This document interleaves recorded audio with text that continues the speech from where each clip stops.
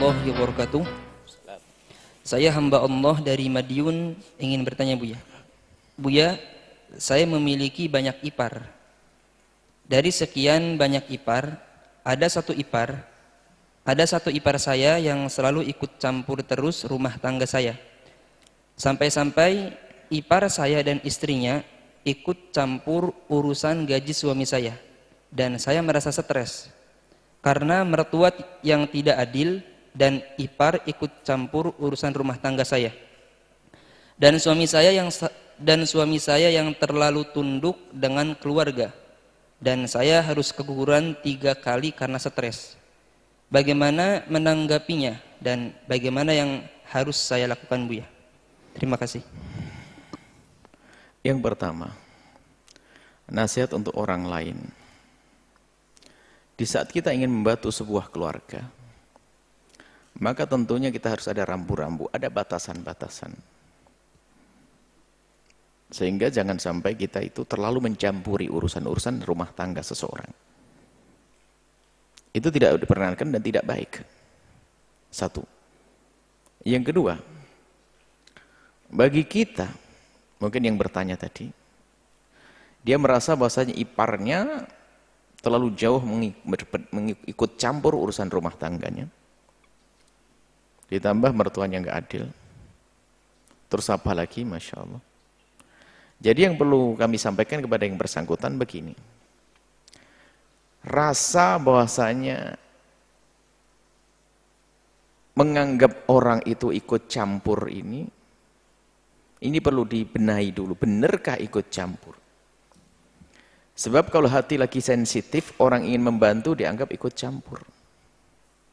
Kadang seorang anak mengatakan, bapak, ibu, mertua saya terlalu ikut campur. Padahal mertuanya bukan ikut campur, ingin menyempurnakan. Wong rumah tangga kok begitu. Rumahnya kotor, jemurannya nggak karu-karuan. Kemudian mertuanya datang ikut bantu-bantu, bukan ikut campur itu. Namanya membantu. Ya sama, membantu dengan ikut campur itu sama, tinggal cara kita menanggapinya bagaimana. Makanya perlu benahi Anda yang bertanya, saya tanya. Kalau orang ingin membantu kebaikannya, jangan dianggap ikut campur. Artinya jangan gampang orang menuduh orang lain ikut campur. Padahal bisa jadi dia itu sebetulnya membantu. Dan kadang kadar perhatian yang lebih itulah menjadikan orang itu semangat di dalam membantu. Tapi kalau hati kita lagi nggak asik dengan dia, maka ingin membantu kita anggap ikut campur. Ini bahaya sekali. Ini namanya membenahi ya. Kalau seandainya ipar Anda mendengar, sudah kami ingatkan tadi, jangan sampai gampang ikut campur. Tapi saya akan membenahi Anda yang bertanya. Sebab ada tanda-tanda yang Anda harus mendengar ini dulu. Kenapa? Yang kedua, Anda merasa tidak diperlakukan adil oleh mertua. Nah ini yang benar, yang tidak benar Anda atau orang lain. Hah? Mungkin ipar-ipar yang lain karena tidak pernah ketemu Anda, rumahnya jauh di sana sehingga tidak pernah berinteraksi dengan Anda, maka Anda tidak pernah bersinggungan dengan mereka. Tapi mungkin salah satu ipar Anda bersama Anda, lalu bertanya tentang keadaan Anda anggap ikut campur urusan keluarga Anda. Sementara mertua Anda anggap tidak adil. Tidak adil dari sisi apa? Yang wajib memberi nafkah Anda suami Anda kok, bukan mertua Anda. Ini kalimat yang berbahaya sekali. Kalaupun tidak adil kan urusan dia.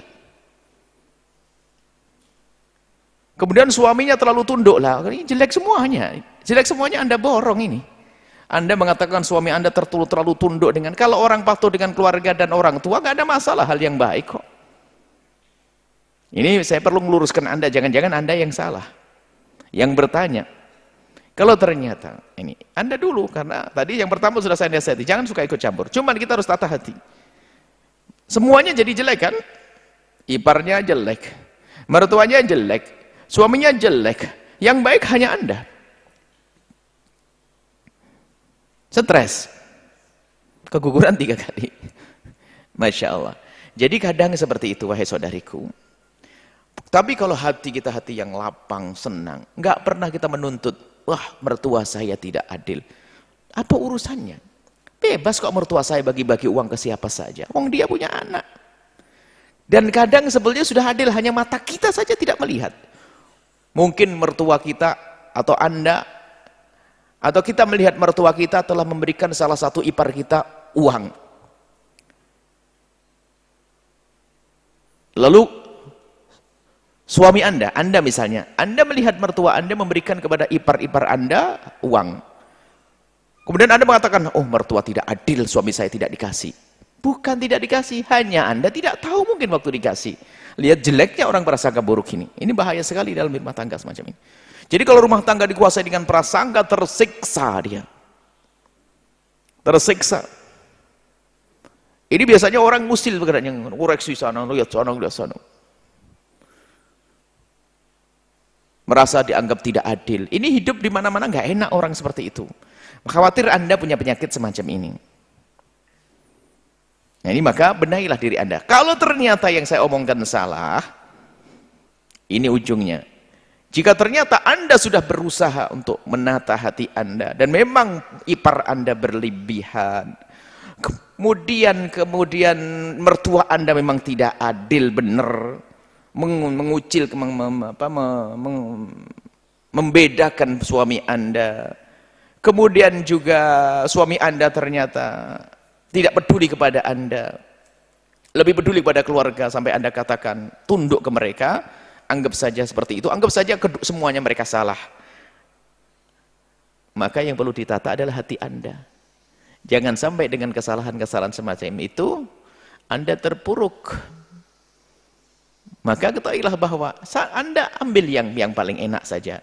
Nafkah sudah dicukupi belum sama suami? Kalau sudah, alhamdulillah. Waktu ipar ganggu, apa sih yang diganggu? Duitmu hilang banyak atau bagaimana? Kalau enggak, ya tenang saja. Jadi lapangkan hati, memang keadaan ipar Anda semacam itu, ya biasa saja. Jadi begini loh ya, kalau Anda di rumah Anda di rumah Anda, di salah satu tiangnya rumah Anda itu ada semacam kayu atau paku yang susah diambil. Kemudian Anda suatu ketika berjalan kegores paku tersebut, luka. Anda menghilangkan juga nggak bisa. Atau satu bangunan yang menonjol dan tidak menarik. Dan memang bangunan tidak enak, Anda menghilangkan juga tidak bisa. Memang dia mengganggu betul di rumah Anda. Apa yang Anda lakukan? Yang Anda lakukan, ya menghindar saja. Nggak usah setiap hari Anda lewat marah, gara-gara kau ya, gara-gara kau hepaku, Anda sakit. Dihindari saja, sudah beres. Kalau memang iparmu nggak baik, mertuamu juga jelek, yang baik hanya dirimu, ya kamu jadi orang yang baik bener-bener dong. Nggak perlu kita sampai membuat permusuhan, nggak perlu. Ya sudah kayak lihat paku, ya sudah, saya menghindar saja. Ah mertua, ya tidak apa-apa. Ngomong sama suaminya, abang, kalau memang engkau diperlakukan tidak adil, yuk tata hati. Kan rezeki dari Allah bukan dari ibumu. Kita serahkan, kita harus ibu itu ibu kita kok. Ipar kita berlebihan sudah, itu kan ipar kita, mau apa? Kan enak hidupnya begitu. Nggak perlu begini, akhirnya stres, keguguran. Dan ini sebetulnya kasus semacam ini banyak terjadi di mana-mana, bukan karena orang lain jelek, kadang-kadang karena diri kita. Sehingga sensitif, gampang tersinggung, gampang ini. Mukanya muka serem makanya. Dan kalau ada orang nggak baik sama kita pun nggak perlu kita berikan reaksi yang jelek. Memang di mana kita hidup? Di dunia ya tentu ada manusia begitu. Kalau Anda pengen hidup nggak bermasalah di sorga. Selagi kita masih di dunia, kita akan menemukan yang demikian itu. Semoga yang bertanya setelah ini indah hidupnya.